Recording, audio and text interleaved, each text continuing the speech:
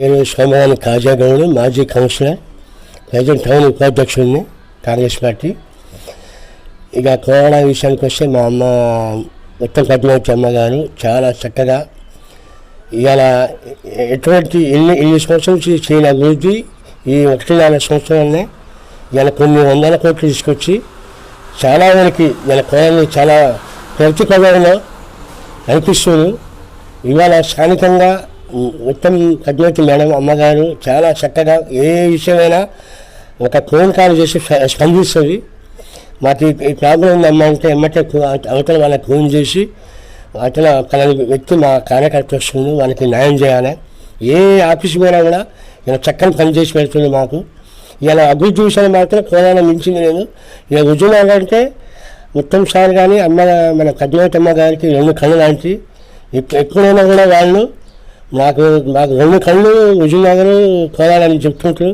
మా బిడ్డలు కూడా మీడియాని కూడా ఒక సొంత కుటుంబం లెక్క వాళ్ళు ఆప్యాయంగా అందరినీ దగ్గర తీసుకొని మాట్లాడే తత్వం మేడం అమ్మని, మా పెద్ద ఆయన ఉత్తమ్ కుమార్ రెడ్డి గారిది. ఇవాళ అభివృద్ధి విషయంలో ఇక చెప్పాల్సిన అవసరం లేదు. ఈ రాష్ట్రంలో కోలాడ హుజూర్నగర్ అనేది టాప్ ఇవాళ ఇంటిగ్రేషన్ స్కూల్ లాంటి పెద్ద 100 కోట్లు పెట్టి అండర్ డ్రైవింగ్ కాస్ట్ అలాంటివి కూడా ఓపెనింగ్ చేస్తున్నారు. కోలాడ ముందు ఉంటుంది హుజూర్నగర్ కోలాడ రాష్ట్ర వేసిగా. ఇవాళ మా వార్డు వేసి అయితే ఇవాళ మాకు ఇంధనం మిల్లు కానీ రేషన్ కార్డులు కానీ మనకి సన్న బియ్యం కానీ చాలా సంతోషంగా జనాలు అయితే చాలా సంతోషంగా ఉన్నారు. ఒకటే ప్రాబ్లం నేను చెప్పాలనుకుంటున్నాను. ఇలా ఒక పింఛన్ విషయంలో మన ప్రభుత్వం అనేది కాంగ్రెస్ ప్రభుత్వంగా ఏర్పడ్డాక పింఛన్ ఎన్ని పథకాలు వచ్చినా కూడా ఒక లోటు ఏంటంటే ప్రతి ఒక్కరు ముసలి వృద్ధాప్య పింఛన్ వాళ్ళు చాలామంది వాళ్ళు అడిగేది ఏంటంటే ఒక పింఛన్ పెంచట్లే. కాంగ్రెస్ పార్టీ నుంచి ఒక్క మైనస్ ఉంది. మనం ఎన్ని చేసినా కూడా ముందు మనం పింఛన్ ఇచ్చే ఒక 1000 రూపాయలు 4000 అన్నాం. మనం ఒక 1000 పెంచి ఇచ్చినా కూడా ఇలా మనం సంతోషంగా గ్రామాల్లో రేపు రాబోయే స్థానిక ఎలక్షన్లో కూడా మన బంకల మెజార్టీతో గెలుస్తాం. ఆ పింఛన్ ఒకటి ఇచ్చి ఒక 1000 రూపాయలు పెంచైనా సరే ఆ పింఛన్ ఇవ్వాలని కోరుకుంటాను నా వ్యక్తిగతంగా. ఎందుకంటే అసలుగా అసలు మనకు అర్థమైంది ఏంటంటే మన ఒక సీఎం హోదాలో మన రేవంత్ అన్న ముఖ్యమంత్రి గారు ఒక మంచి చక్కగా ఎవరు చెప్పిన విధంగా ఉద్యోగ సంఘాల విషయంలో మీటింగ్లో ఇవాళ మనం కలిసి ఆర్థికంగా మనం చాలా లోట్లో ఉన్నాం. ఇవాళ అప్పులు కట్టడానికి మనకు ఆ డబ్బులు లేవు. అయినా సరే నేను ఇవాళ ప్రతి ఒక్కటి చిన్న చిత్కా కానీ తీసుకొచ్చి కట్టిస్తున్నాం, అప్పులు చేస్తున్నాం. దానివల్ల మనకి ఏటైతే అని కుండ గద్దలు పెట్టిండు. కానీ ఓకే సంతోషం సార్, చాలా మంచిగా ప్రోత్సహిస్తుంది. నిత్యం ప్రజల్లో ఉంటుంది. ఇలా ఆయన లెక్క కేసీఆర్ లెక్క కామోజన్ లెక్క ఎప్పుడో ఒక నెలకోసారి వచ్చి మాట్లాడే వ్యక్తి కాదు. ఎప్పుడు నిత్యం ఏదో పని మీద ఏదో కార్యక్రమం ఎప్పుడు నిత్యంగా మన రేవంత్ ముఖ్యమంత్రి రెడ్డి గారు అదే ఉత్తమ్ కుమార్ రెడ్డి గారు కానీ చాలా కష్టాలు అవుతాయి రాష్ట్రంలో. నాకు నిజంగా సంతోషంగా ఉంది. కానీ దయచేసి ఒక్కటే ఏదో రకంగా జనాలు మనం ఎన్ని చేసినా కూడా జనాలు ఏంటంటే వాళ్ళకి ఏం లబ్ధి పొందాలనే ఆలోచన వాళ్ళకి ఏం వృద్ధాప్య పింఛన్లు, వితంతు పింఛన్లు అవి ఒక్కటి నేను ఆ పింఛన్ ఒకటి పెంచితే ఇక సంతోషం జనాలు. ఇలా రేపు రాబోయే స్థానిక ఎలక్షన్లో కూడా బంపర్ మెజార్టీ గెలిచి అసలు మనం ఈ తిరిగి మెజార్టీ గెలుస్తామని చెప్పి కోరుకుంటున్నా.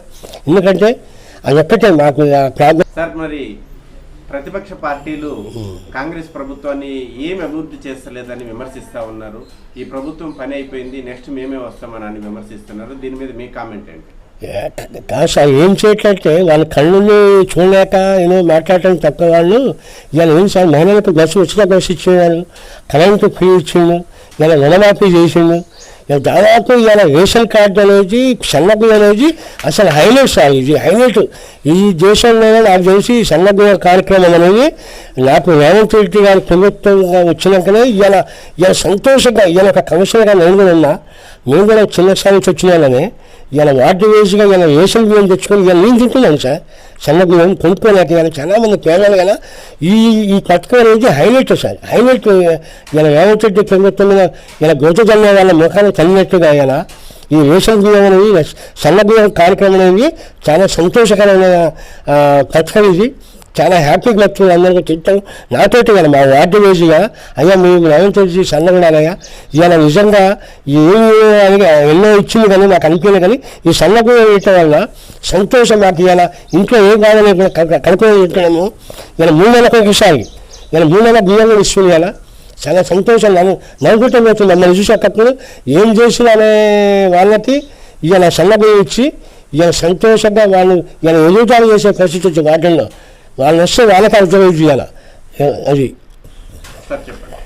ఇవాళ వాస్తవంగా సంవత్సరాల రైతులు ప్రభుత్వం ఇచ్చి ఇవాళ 80% ఇవాళ ఈ పథకాలన్నీ అమలు చేసుకుని రేవంత్ రెడ్డి గారు కాకపోతే ఆయన నిత్యం ప్రజల్లో ఉండి ఎక్కడ ఏ రకంగా తీసుకొచ్చి కూడా జనాలకి న్యాయం చేయాలా. మనం వచ్చిన మన ప్రభుత్వం అనేది రేపు రాబోయే రోజుల్లో కూడా ఖచ్చితంగా మళ్ళీ మనమే గెలవాలని ఆలోచనతో ఇవ్వాలి. 80% ఇవాళ అందరికీ ఇవాళ చిన్న బియ్యంతో అన్నీ అయిపోయినాయి. ఒకటి రెండు ఉన్నాయి. ఇంకా వాస్తవంగా పింఛన్ ఒకటి ఇంకొద్దిగా కళ్యాణ లక్ష్మి ఇలాంటి పెంచేది ఉంది. ఆ 2 పథకాలు తప్ప అన్ని పథకాలు ఇచ్చేశాడు ఆల్రెడీ. కానీ రాబోయే రోజుల్లో కూడా ఖచ్చితంగా రేవంత్ రెడ్డి లాంటి ముఖ్యమంత్రి దొరకదు మనకి. ఈ కామోజుల పండుకొని కుంభకోణాలు చేసిన ఈ ప్రభుత్వ 10 ఏళ్ళు తెలంగాణ పేరు చెప్పుకొని దోపిడీ చేసి ఇవాళ కామోజులలో ఇవాళ కోట్ల చుట్టూ జరిగే పరిస్థితి వాళ్ళు వచ్చారు. ఇక వాళ్ళకి వాళ్ళ ఎంపీ ఎలక్షన్లో వాళ్ళకి ఏ రకంగా ప్రజలకు బుద్ధి చెప్పుకో తెలుసు. ఇవాళ నిజంగా ఒక మాజీ కౌన్సిలర్గా నేను చాలా సంతోషం అవుతున్నా కాంగ్రెస్ పార్టీ ఉంది. ఎందుకంటే ఇవాళ రేవంత్ రెడ్డి సీఎంగా ఇలా ఉన్న క్యాబినెట్ మంత్రులు సీనియర్ మంత్రులు అందరూ కలిసి కూడా చాలా చక్కగా ప్రతిపాదిస్తున్నారు. వాళ్ళు మమ్మల్ని రాబోయే ఎలక్షన్లో కూడా మమ్మల్ని గడవచ్చు ఓడేయటం అనేది మనల్ని అది అసాధ్యం. ఇంకా 3-4 సంవత్సరాలు ఉంది కనుక ఇంకా ఇచ్చిన పథకాలే కానీ రేవంత్ రెడ్డి గారు అప్పట్లో ఉన్న ఆర్థికంగా చేయాలా ఇంకా ఎన్నో అభివృద్ధి కార్యక్రమాలు చేసి ఎంతో సంతోషంగా ఇంకా ఎన్నో కొత్తగా ఇచ్చే అవకాశం ఉంది. ఇంకా 3-4 సంవత్సరాలు ఉంది కనుక మనం ఇప్పుడు 9-4 సంవత్సరాలు ప్రతిపక్ష బీజేపీ కానీ టీఆర్ఎస్ అన్నీ ఎన్నో ఒకటే పార్టీలు వాళ్ళు ఎన్ని రాష్ట్రాలు వేసినా ఎన్ని దేశాలు వేసినా వాళ్ళైతే మళ్ళీ రాజకీయంగా వాళ్ళు మళ్ళీ ఈ తెలంగాణలో వచ్చే పరిస్థితి లేదు. రేవంత్ రెడ్డి గారు ఉన్నంతకాలం ఇంకా రాని పరిస్థితి లేదు. నాకు తెలిసి ఇక రాబోయే రోజుల్లో వీళ్ళు మన రాష్ట్రాలు సోనియా గాంధీ అమ్మ తెలంగాణ ఇచ్చినాక మెలుగు బడ్జెట్ ఉన్న రాష్ట్రాన్ని ఇలా కామోజలు కూర్చొని ఆయన ఇష్టం వచ్చినట్టుగా ఇలా ఏ పథకం ఉందని ఆయన ఇచ్చి ఏది చక్కగా లేదు. ఇలా మిషన్ బగలితే ఫెయిల్ అయింది. దళితులకి ఇచ్చే అన్నీ ఫెయిల్ అయిపోయినాయి. ఏది సరిగా ఇలా ఆయన కట్టి కళలు ఇచ్చేది చెప్పి అసలు కట్టుకోలేదు. ఆయన ఇవాళ సన్నద్ధి అనేది ఇలా ప్రభుత్వం పరంగా రేపు రాబోయే రోజుల్లో ఇంకా 3-4 సంవత్సరాలు మా ముఖ్యమంత్రి కానీ మా ఉత్తమ్ కుమార్ రెడ్డి కానీ మా ఉత్తమ్ పద్మావతి మేడం కానీ ఇలా పోలాడన కానీ ఇంకా 20 ఏళ్ళ వరకు ఇక్కడ కాంగ్రెస్ తప్ప ఏ పార్టీ గెలిచే పరిస్థితి లేదు. విజయనగరం కానీ పోలాడ కానీ ఇలా ఉత్తమ్ కుమార్ రెడ్డి మా పెద్ద ఆయన ఉన్నంతకాలం మా అమ్మ పద్మావతి ఉన్నంతకాలం ఇక్కడ కాంగ్రెస్ తప్ప టీఆర్ఎస్ కానీ బీజేపీ కానీ మళ్ళీ గెలిచే అవకాశం ఈ రాష్ట్రంలో ఉండదని నా ఆలోచన. ఎందుకంటే ఖచ్చితంగా ఇవాళ కాంగ్రెస్ పార్టీ తెలంగాణలో మనం వచ్చినాక ఇవాళ సామాజికంగా ఇవాళ ఎస్సీలకి ఇవాళ 4 పనులు ఇవాళ మంత్రి పనులు చేయటం అనేది చాలా గొప్ప విషయం. అదేవిధంగా ఉద్యోగ సంఘాలు ఉద్యోగాలు ఆ 10 ఏళ్లలో 20,000 ఉద్యోగాలు ఇవ్వని పరిస్థితి ఆ రోజులో ఉంది. ఇవాళ తెలంగాణలో మన ప్రభుత్వం వచ్చినాక కాంగ్రెస్ ప్రభుత్వం రేవంత్ రెడ్డి ఎలిగిస్తామని కూర్చోబెట్టి ప్రతి ఒక్క 60,000 మందికి ఉద్యోగాలు ఇచ్చి ఇలా ఘనత మాకు తెలంగాణ కాంగ్రెస్ పార్టీ ఇలా గొప్ప విషయం. అదేవిధంగా 3-4 సంవత్సరాలు ఇంకొక 50 కానీ 60,000 ఉద్యోగాలు ఇచ్చే అవకాశం ఉంది. 1-4 సంవత్సరాలు 60,000 ఉద్యోగాలు అంటే చాలా సామాజికంగా ఇవాళ దళితులు కానీ రిజర్వేషన్లు కానీ బీసీల రిజర్వేషన్లు కానీ ఇవాళ సంతోషంగా ఇవాళ మొదటగా మన దేశంలో మొదటగా తెలంగాణ నుంచే ఎన్నికన్నా ఈ ఎస్సీలు కానీ బీసీలకు ఇచ్చింది దళిత కూడా ఒక రేవంత్ రెడ్డి ప్రభుత్వమే కనుక ఖచ్చితంగా రేపు రాబోయే రోజులు ఇంకా 3-4 సంవత్సరాలు ఉంది. ఆయన సామాజికంగా అందరికీ న్యాయం చేసే వ్యక్తి. ఆయన ఏం ఆశించట్లేదు. ఇవాళకి గౌరవంగానే ప్రెస్ మీట్లనే నాకేం అవసరం లేదు. నాకన్నా ఆ ప్రజలకి వాళ్ళకి న్యాయం చేయాలి. నాకు ఒక పెద్ద బాధ్యత ఇచ్చారు. ఆ సోనమ్మ ఇచ్చింది. మీ తెలంగాణ మీ ప్రజలు ఇచ్చారు.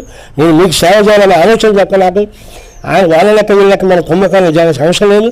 ఉన్న దాంట్లో ప్రజలకి అందరికీ పంచాలనే కోరికతో నేను ముఖ్యమంత్రిగా నేను చెప్పిన మంచి వ్యక్తి మన రేవంత్ అన్న. అలాంటి వ్యక్తి మళ్ళీ గెలిచే అవకాశం మళ్ళీ ఉన్నసార్లు ఆయన ఉన్నంతకాలం నాకు తెలిసి ఆయన ఉన్న రాజకీయంగా ఆయన మళ్ళీ గెలిచే అవకాశం ఉంది సామాజికంగా. ఇవాళ కాంగ్రెస్ పార్టీ ఏర్పడ్డాక ఇవాళ నిజంగా చెప్పాలంటే ఇవాళ ఎమ్మెల్యేలు మంత్రులు కానీ ప్రశాంతంగా ఒక ప్రజాపాలన ద్వారా పోతుంది. ఇవాళ గతంలో ఇవాళ ఆయన టీఆర్ఎస్ పార్టీ ముఖ్యమంత్రి ఉన్నప్పుడు ఆయన కొడుకు ఆయన బిడ్డ ఆయన అల్లుడు తప్ప వాళ్ళే ముఖ్యమంత్రిగా ముఖ్యమంత్రులకు చలాయించారు.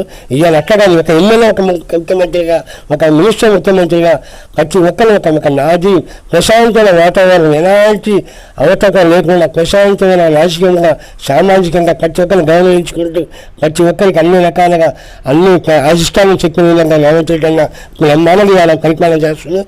ఏ రకం చూసినా ప్రశాంతమైన వాతావరణం, ఇవాళ ఎక్కడ ఎలాంటి అవినీతి లేకుండా ఒక పద్ధతిగా ఇవాళ పరిపాలన సాగుతుంది.